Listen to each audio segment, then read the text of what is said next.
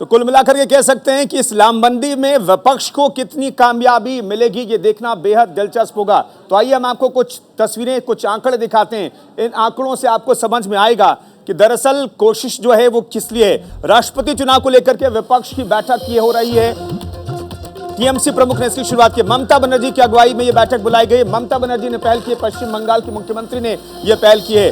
राष्ट्रपति चुनाव की रणनीति पर चर्चा करने के लिए 22 दलों के नेताओं को ममता बनर्जी ने चिट्ठी लिखी थी और आज ये बैठक होने वाली है। बैठक से कई दलों का किनारा भी हो सकता है, लेकिन फाइनल तस्वीर जो है अभी देखना बाकी है कि आखिर फाइनल तस्वीर क्या उभर कर के सामने आती है। आप टीआरएस और बीजेडी ने किनारा कर लिया है।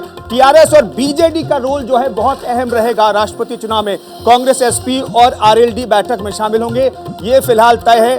तस्वीर साफ है। एनसीपी, टीएमसी सहित कई विपक्षी दलों का साथ मिलेगा टीएमसी को और ममता बनर्जी को। विपक्ष उतार सकता है अपना एक उम्मीदवार, लेकिन सबसे बड़ी चुनौती यही है कि क्या एक व्यक्ति पर कोई आम सहमति बनती है। 18 जुलाई को राष्ट्रपति का चुनाव होना है। आज से नामांकन की प्रक्रिया शुरू हो सकती है, क्योंकि आज की तारीख है, लेकिन कोई नामांकन होगा या नहीं होगा यह भी तय नहीं है। तो आज से अधिसूचना जारी हो गई राष्ट्रपति चुनाव की। 18 जुलाई को राष्ट्रपति चुनाव कराया जाएगा, लेकिन बड़ा सवाल यह है कि क्या विपक्ष किसी एक नाम पर सहमति बनाने में सहमत होगा क्या। हालांकि कांग्रेस की भूमिका भी बेहद महत्वपूर्ण रहने वाली है। कांग्रेस ने मल्लिकार्जुन खड़गे को, जिन्हें आप तस्वीरों में देख सकते हैं, सोनिया गांधी ने अधिकृत किया मल्लिकार्जुन खड़गे को कि वो विपक्षी नेताओं के साथ बातचीत करके एक नाम पर सहमति बनाएं। लेकिन क्या सहमति बन पाएगी, अपने आप में बड़ा सवाल यही है। चलिए, संजय राणा हमारे साथ जुड़ रहे हैं। संजय राणा से हम बातचीत करेंगे, राजनीतिक विश्लेषक हैं। हमारे साथ रवि सराफ जुड़ रहे हैं और पीयूष पंत वरिष्ठ पत्रकार हमारे साथ जुड़ रहे हैं। लेकिन रवि सराफ से पहले से रुक करेंगे। रवि, कौन कौन से नेता इस बैठक में शामिल हो सकते हैं, सबसे पहले ये बता दीजिए। और 22 दलों के नेताओं को जो चिट्ठी लिखी थी ममता बनर्जी ने, इन 22 दलों में से कितने दलों के नेता इस बैठक में शामिल हो रहे हैं?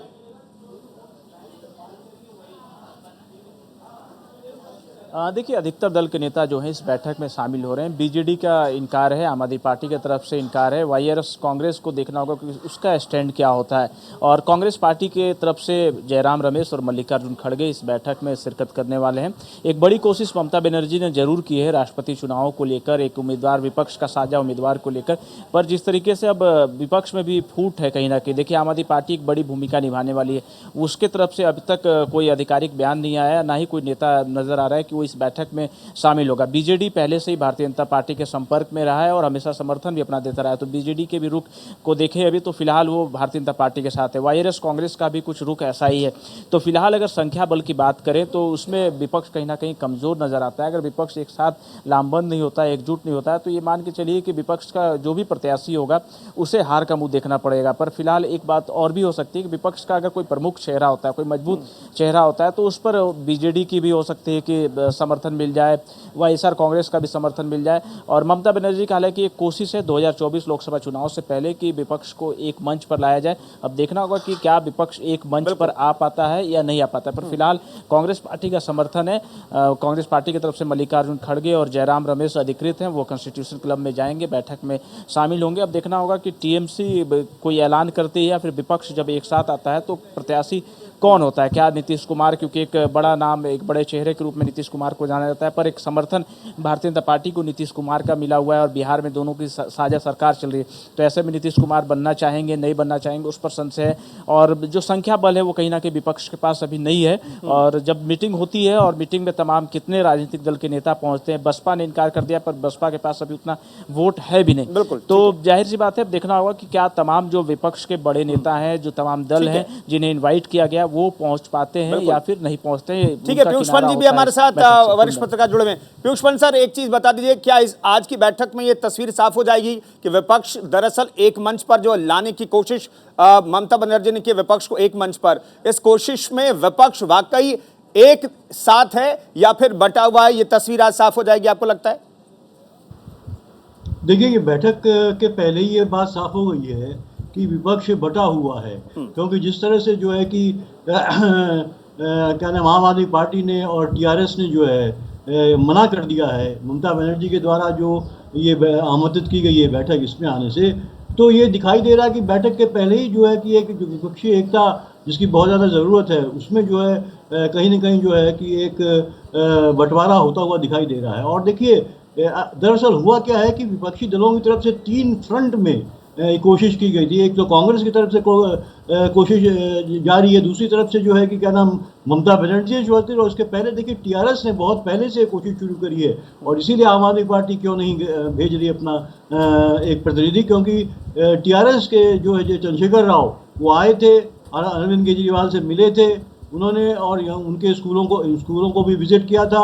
और उनकी एक कोशिश चंद्रशेखर राव की बहुत समय 3-4 महीने पहले से ये हो रही थी कि भारतीय जनता पार्टी के खिलाफ जो है एक कंबाइंड वे में जो है कि कैंडिडेट खड़ा किया जाए। लेकिन ये अपने अपने गुट बनाए जा रहे हैं। ममता बनर्जी चाह रही है कि उनका इनिशिएटिव हो, वो एक पहल करें और उसके आधार पर जो है सारे विपक्षी दल एक साथ हों। और उधर कांग्रेस जो है उसने सोनिया गांधी ने मल्लिकार्जुन खड़गे को जिम्मेदारी दी है कि वो तमाम विपक्षी दलों को एक साथ लेकर आए। हालांकि ये माना जा सकता है कि कांग्रेस एक राष्ट्रीय दल है और सबसे बड़ा दल है, तो ये उसकी एक भूमिका होनी चाहिए इस पे।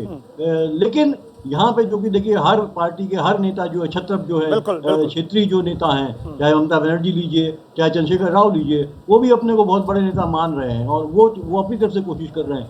तो मुझे नहीं लगता कि आप कह रहे हैं कि विपक्ष बटा हुआ है। अभी तस्वीर बैठक से पहले तस्वीर साफ हो गई है। संजय राणा साहब एक चीज बताइए, ये जो कोशिश जो अभी ममता बनर्जी कर रही हैं, ये कोशिश क्या मल्लिकार्जुन खड़गे की तरफ से होनी चाहिए थी, क्योंकि एक राष्ट्रीय दल कि राष्ट्रीय अध्यक्ष ने जिसे नामित किया है कि वो विपक्षी दलों को एक मंच पर लाने की कोशिश करेंगे, लेकिन वो दूसरे दल के जो मीटिंग बुलाई गई है उस मीटिंग में जाकर के शामिल होंगे और जानने की कोशिश करेंगे कि वाकई क्या रणनीति होनी चाहिए, या पिछड़ गई कांग्रेस। देखिए कुंदन जी, इस राष्ट्रपति चुनाव बहुत ही महत्वपूर्ण चुनाव है। इसको समीकरण को समझने के लिए थोड़े से हमें आंकड़ों के ऊपर जाना पड़ेगा, जो बहुत ही इंपॉर्टेंट है पूरे देशवासियों के लिए और पूरे जो राजनीतिक पार्टियां हैं। देखिए ऐसा है कि आपने सही कहा कि कांग्रेस एक नेशनल पार्टी है, लेकिन नेशनल पार्टी का सिर्फ एक ठप्पा रह गई। लेकिन जी शक्ति की अगर बात करें, ममता बनर्जी उसको इनिशिएट कर रही है। तकरीबन उन्होंने 22 पार्टियों को इनवाइट किया। देखना होगा कौन आता है कौन जाता है। अब आते हैं पूरी राष्ट्रपति चुनाव का, मुझे थोड़ा 2-3 मिनट का समय दीजिएगा। राष्ट्रपति चुनाव टाइम में काफी बदलाव आ गया। 2017 में आपने देखा होगा कि एक शिवसेना इनके साथ हुआ करती थी, टीआरएस इनके साथ हुआ करती थी, अकाली दल इनके साथ हुआ करते थे, और तमिलनाडु में एआईएडीएम के साथ हुआ करता था। संगठन में काफी थी, लेकिन अब 2 सारे दल हट चुके हैं और तकरीबन इनका परसेंटेज ऑफ वोट में 1%। संजय जी आपकी आवाज ब्रेक हो रही है, दोबारा मैं आपके पास लौटता हूं। संजय जी आपकी आवाज लगातार ब्रेक हो रही है, हम समझ नहीं पा रहे हैं कि आप क्या कहने की कोशिश कर रहे हैं। दरअसल आंकड़ों के जरिए आप समझाने की कोशिश कर रहे हैं। पीयूष पंत साहब मुझे एक चीज बताइए, जो बात संजय राणा साहब बताने की कोशिश कर रहे हैं कि विपक्ष और को कितने अंक चाहिए, सत्ता पक्ष को कितने अंक चाहिए, लेकिन मैं ये जानना चाहता हूं तस्वीर तो बदल गई पिछले राष्ट्रपति चुनाव में और इस राष्ट्रपति के चुनाव में। संख्या बल के हिसाब से क्या एनडीए इस लायक है क्या कि वो अपने बल पर अपने बूते पर किसी व्यक्ति को राष्ट्रपति बना सके, या फिर उसे जो साउथ की दावेदारी, साउथ जो किंग मेकर की भूमिका में साउथ वाली पार्टियां रहेंगी, उसकी जरूरत पड़ेगी एनडीए को भी? देखिए एनडीए को अभी इस हालत में नहीं है कि वो अपने बूते पे जो है कि वो किसी भी अपने कैंडिडेट को जो है वो प्रेसिडेंट बना सके, क्योंकि अभी भी उसके पास 9000 के लगभग जो है वोटों की कमी है उसकी। या ये कि मान के चलिए 2% अगर सारे विपक्षी दल एक साथ हो जाते हैं तो 51% वोट उनके पास होते हैं, और जो है कि एनडीए के पास जो है वो 2% कम रहते हैं। तो ये 2% को किस तरह से हासिल किया जाए, ये एक एनडीए के लिए ये एक सरदर्द है और इसी की कोशिश में लगा हुआ। अभी देखिए खबर आई थी कि मध्य प्रदेश से जो है कि 3 विधायक जो है वो एक एसपी, बीएसपी और इंडिपेंडेंट विधायक जो है वो भारतीय जनता पार्टी में शामिल हो गए हैं। तो इस तरह की पूरी कोशिश अभी चलती रहेगी, आप देखिएगा। और ये कोशिश इसलिए भी जरूरी है क्योंकि 9000 के लगभग जो है वोटों की कमी है एनडीए के खाते में अपने कैंडिडेट को मतलब जितवाने के लिए। तो मुझे लगता है कि ये तमाम इस तरह की चीज़ें चलेंगी और कौन कहाँ जा रहा है, किस तरफ जा रहा है। लेकिन यहाँ पे अगर विपक्षी दल जो है एकजुट हो जाते हैं जी, और ये तमाम लोग चाहे उसमें जो और उसके बावजूद भी अगर कहिए कि बीजेडी बीजू जनता दल जी। और जो है कि आपका क्या नाम टीआरएस वाईएसआर कांग्रेस कांग्रेस। की पार्टी जो है, आंध्र प्रदेश की जो पार्टी है, जी। वो अगर एक साथ आ जाते हैं तो निश्चित रूप से एनडीए की हार जो है सुनिश्चित है। नहीं तो एनडीए, मुझे लगता है कहीं ना कहीं जो विपक्षी दल में जिस तरह से एक फूट हम देख रहे हैं, एकता की कमी दिखाई दे रही है, क्योंकि अलग अलग अपने हिसाब से काम चल रहा है। तीन फ्रंट, जैसा कि मैं आपसे कहा, 3 फ्रंट में काम चल रहा है, तो इससे तो एकता बनेगी नहीं। तो इसका फायदा निश्चित रूप से एनडीए को मिलेगा। हालांकि नंबर्स गेम में अभी एनडीए कम है, लेकिन फिर भी वो मैनेज कर लेगा। ये हमने देखा है कि भारतीय जनता पार्टी की मैनेजमेंट स्किल बहुत तगड़ी है, बिल्कुल, तो वो कहीं ना कहीं तरीके से वो कर लेंगे। ठीक है संजय राणा साहब, ये 2% का जो आंकड़े की कमी है एनडीए को, ये 2% बहुत ज्यादा तो नहीं है? 2% मैनेज कर लेगी एनडीए बीजेपी? या बिल्कुल, देखिए कुंदन, मैं आपको समझाने की कोशिश कर रहा हूँ। सर मेरी आवाज आ रही होगी, अभी आवाज क्लियर है? अभी आ रही है? आवाज आ रही है मेरी? जी जी आ रही है, कहिए। हाँ, तो मैं ये बता रहा था कि देखिए, हमें जब एनालिसिस करते हैं तो हमें दो चीजों को देखना है कि इंडिया का स्ट्रेंथ क्या है और इंडिया की वीकनेस क्या है। पहले चरण में बताने की कोशिश की कि शिवसेना हो गया, सब जुड़े हुए थे। एआईडीएमके स्टिल अभी है, लेकिन उनके पास वोट परसेंटेज कम है। तो अगर सारे समीकरणों को देखें तो तकरीबन 1 से 2% वोट की कमी पड़ती है एनडीए को।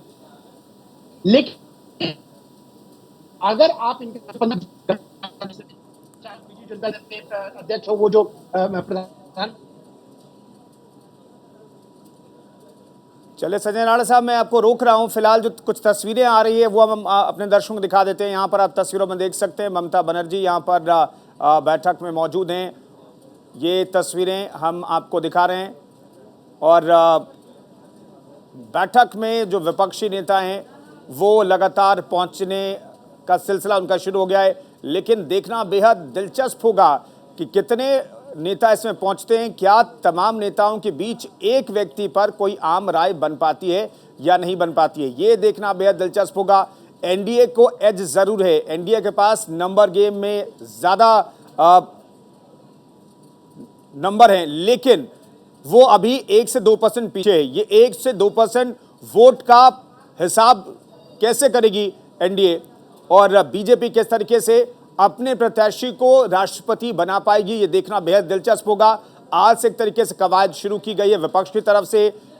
ममता बनर्जी को आप देख रहे हैं इन तस्वीरों में, यहाँ पर विपक्ष कुछ नेता पहुँच रहे हैं और बैठक शुरू होगी कुछ देर में। 22 दलों के नेताओं को उन्होंने चिट्ठी लिखी है, विपक्ष को एक मंच पर लाने की कोशिश की गई है। पीयूष पंत साहब, एक चीज़ हमें जानना होगा कि विपक्ष भले ही अपने प्रत्याशी को, मैं कह रहा हूं कि बिखरा विपक्ष, आप भी कह रहे हैं कि विपक्ष एक मंच पर नहीं आ रहा है, कुछ दल छिटके हुए हैं, कुछ दल इस बैठक से भी दूरी बना ली है, लेकिन अगर ये विपक्ष एक मंच पर आ जाता तो क्या कहेंगे 2024 को लेकर के एक पॉजिटिविटी विपक्ष के अंदर होती? निश्चित रूप से देखिए, अगर विपक्ष एक मंच पे आ जाता है, और अभी भी देर नहीं हुई है, आ जाता है, और जो हालात हैं देश के उसको देखते हुए, और जिस तरह के जो है कि आप देखिए संविधान पे काफ़ी जिस तरह के एक संकट की चीज़ें दिखाई दे रही हैं कि संविधान डाइल्यूट हो रहा है, तो हमें एक ऐसा व्यक्ति चाहिए जो सर्वोच्च पद में, देश के सर्वोच्च पद में, जो संविधान की रक्षा करने में सक्षम हो। तो इस हिसाब से एक चुनौती है विपक्ष के लिए। मुझे लगता है कि अपनी अपनी विपक्ष को जो है कि अपनी अपनी जो है कि एम्बिशंस को छोड़ के, या ये दिखाने के लिए कि हम ही ये जो है कि विपक्षी एकता को कर सकते हैं, वो छोड़ के एक ही अम्ब्रेला के नीचे आना बहुत ज़रूरी है। मुझे लगता है कि अभी भी समय है, और अगर ऐसा हो जाता है और ये विपक्षी दल जो है बीजेडी को भी अपने साथ ले आते हैं और टीएसआर को भी ले आते हैं, तो निश्चित रूप से एक इनके लिए बड़ा अचीवमेंट होगा। और यही नहीं, देश के लिए भी मुझे लगता है कि एक बेहतर एक सिग्नल होगा। और 2024 भी निश्चित रूप से कहीं ना कहीं जो है कि विपक्षी जो दल है उनकी एक जो है कि उसके लिए वो मजबूती से खड़े होते हुए दिखाई देंगे, और जनता भी उन पर भरोसा करना शुरू करेगी। क्योंकि देखिए, जनता इसीलिए भरोसा नहीं करती क्योंकि ये लोग आपस में बढ़ जाते हैं, चीज़ों को लेके आगे बढ़ते हैं, लेकिन मौका आते आते जो है एंड टाइम पे जो है आपस में बढ़ जाते हैं और चीज़ें वहीं ख़त्म हो जाती है। तो मुझे लगता है कि एक संदेश देना बहुत ज़रूरी है जनता को कि नहीं, हम विपक्षी दल एक हैं और हम इस देश के संविधान की रक्षा के लिए एक साथ एक मंच पर आ रहे हैं। तो ये ज़रूरी है, क्योंकि देखिए राष्ट्रपति का पद आप जो हालात देश में हैं उसमें आगे चल के बहुत महत्वपूर्ण होने जा रहा है। ये बात मैं आपसे कह रहा हूँ और आप देखिए ये बड़ी गंभीर विषय है, क्योंकि जिस तरह के संकट हो रहे हैं इस देश में, हालात बन रहे हैं, उसके लिए ज़रूरी है कि संवैधानिक संस्थाएं बनी रहें, उनकी रक्षा की जाए और उस हिसाब से एक जो है एक डेमोक्रेटिक तरीके से जो है शासन व्यवस्था यहाँ चलती रहे। तो मुझे लगता है ये क्रूशल है, बहुत बहुत महत्व का है ये चुनाव, और इसमें विपक्षी दलों के लिए बहुत बड़ी चुनौती है, और अगर वो ये फेल कर गए तो भारत की जनता के साथ नाइंसाफी करेंगे। ठीक है संजय राणा साहब, एक चीज और बताइए, कांग्रेस की तरफ से ये पहल नहीं की गई है, लेकिन ठीक है, मैं ये क्या मानेंगे आप कि कांग्रेस ने इस बैठक में अपने 3 बड़े नेताओं को भेजने का जो फैसला किया वो एक सकारात्मक संदेश जाता है विपक्षी एकता के लिए? कांग्रेस के पास अभी ऑप्शन भी नहीं है। वो चाहते थे कि शरद पवार जी उनकी तरफ से प्रेसिडेंशियल कैंडिडेट हुए, लेकिन शरद पवार जी का जिस तरह से आंसर आपने सुना होगा, जब तक पूरी नामबंदी नहीं होती, नंबर्स क्लियर नहीं होते, तब तक वो अपना नाम आगे नहीं करेंगे। इनके पास दूसरा ऑप्शन भी नहीं है, इसलिए पार्टिसिपेट करना चाहेंगे। तो ये आपको देखना बहुत जरूरी होता है कि मजबूरियां करना चाहिए, क्यों करना चाहिए। तभी जैसे मैं पंत साहब बता रहे थे जी, हो जाता है एनडीए से। देखिए एक तरह से वो एनडीए के साथ नहीं है, लेकिन वो हमेशा एनडीए के साथ ही काम किए। तो मुझे नहीं लगता है कि कभी भी वो बीजेपी जनता दल इन विपक्षी पार्टियों के साथ जाएंगे और किसी के साथ जाएंगे। और वाईएसआर रेड्डी जो बहुत ही उनका अपना एजेंडा है, अपने स्टेट की पॉलिटिक्स करते हैं, उनको नेशनल पॉलिटिक्स से मतलब नहीं है। वो चाहते हैं समावेश बना के सेंटर के जी ठीक है। संजय राणा साहब, पीयूष पंत जी एक चीज बता दीजिए, यहाँ पर नंबर के हिसाब से एनडीए जो है वो बहुत नजदीक है अपने प्रत्याशी को राष्ट्रपति बनाने के लिए।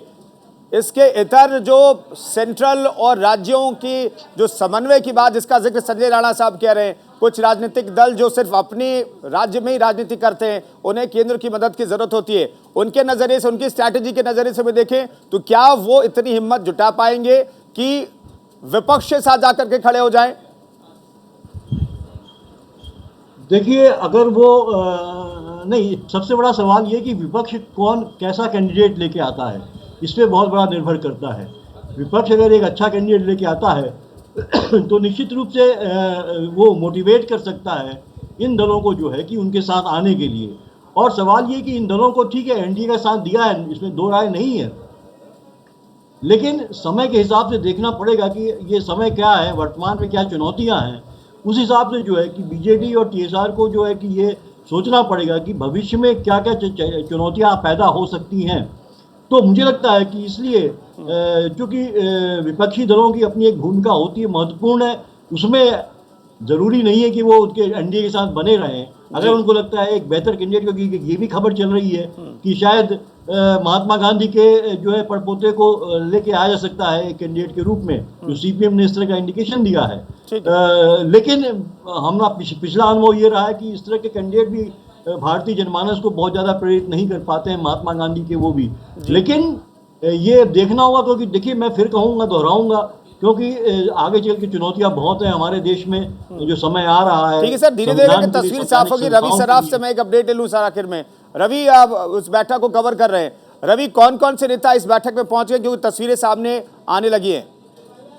बिल्कुल, देखिए विपक्ष ने एक बड़ी लामबंदी की कोशिश की है इस बैठक में। अगर बात करें तो शिवसेना की तरफ से प्रतिनिधि पहुंच गए हैं, मनोज झा पहुंच चुके हैं, उमर अब्दुल्ला पहुंच चुके हैं और महबूबा मुफ्ती भी बैठक में पहुंच गए हैं। उत्तर प्रदेश के पूर्व मुख्यमंत्री अखिलेश यादव भी पहुंच चुके हैं, शरद पवार, विपक्ष के बड़े नाम, बड़े चेहरे हैं, वो पहुंच चुके हैं। तो तमाम बड़े जो नेता विपक्ष के वो पहुंच रहे हैं। कांग्रेस का प्रतिनिधिमंडल अब से थोड़ी देर बाद वहां पहुंच जाएगा, जिसमें मल्लिकार्जुन खड़गे और जयराम रमेश मौजूद रहेंगे। तो एक बड़ी लामबंदी करने की ममता बनर्जी ने कोशिश जरूर की है, पर देखना होगा ये कोशिश में कितनी सफल हो पाती है। क्योंकि देखिए राष्ट्रपति चुनाव को अगर देखते हुए बात करें, अंक गणित की बात करें, तो उसमें विपक्ष कहीं ना कहीं कमजोर है। और ऐसे में और भी जो विपक्ष के जो बड़े पार्टी हैं, बड़े नेता हैं, वो अगर बैठक में शामिल नहीं होने जा रहे। तो जाहिर सी बात है कि अंक गणित के मामले में ममता बनर्जी या फिर विपक्ष की लामबंदी है राष्ट्रपति चुनाव को लेकर, वो विफल हो जाएगा। पर एक बात ये कह सकते हैं कि ममता बनर्जी एक संदेश जरूर देना चाहती है 2024 लोकसभा चुनाव को लेकर, कि ममता बनर्जी लीड कर रही है विपक्ष को, ममता बनर्जी सारे विपक्ष को लेकर एक साथ आ रही है। तो एक कोशिश है ममता बनर्जी की तरफ से वो दिखाने का कि प्लेटफॉर्म ममता बनर्जी दे रही है, टीएमसी की तरफ से प्लेटफॉर्म दिया जा रहा है और विपक्ष को एक साथ लाने की कवायद जो है ममता बनर्जी। ठीक है रवि, इस बैठक पर नजर बनाए रखिए। बहुत बहुत शुक्रिया संजय राणा जी इस चर्चा में शरीक होने के लिए। पीयूष पंत साहब आपके बहुत बहुत शुक्रिया इस चर्चा में शरीक होने के लिए। तो कुल मिलाकर कह सकते हैं विपक्ष एक मंच पर आने की कोशिश तो कर रहा है, लेकिन क्या वाकई एक व्यक्ति पर सहमति विपक्ष बना पाएगा और क्या पूरा का पूरा विपक्ष एक मंच पर आ पाएगा? अपने आप में अभी भी यह सवाल जिंदा है।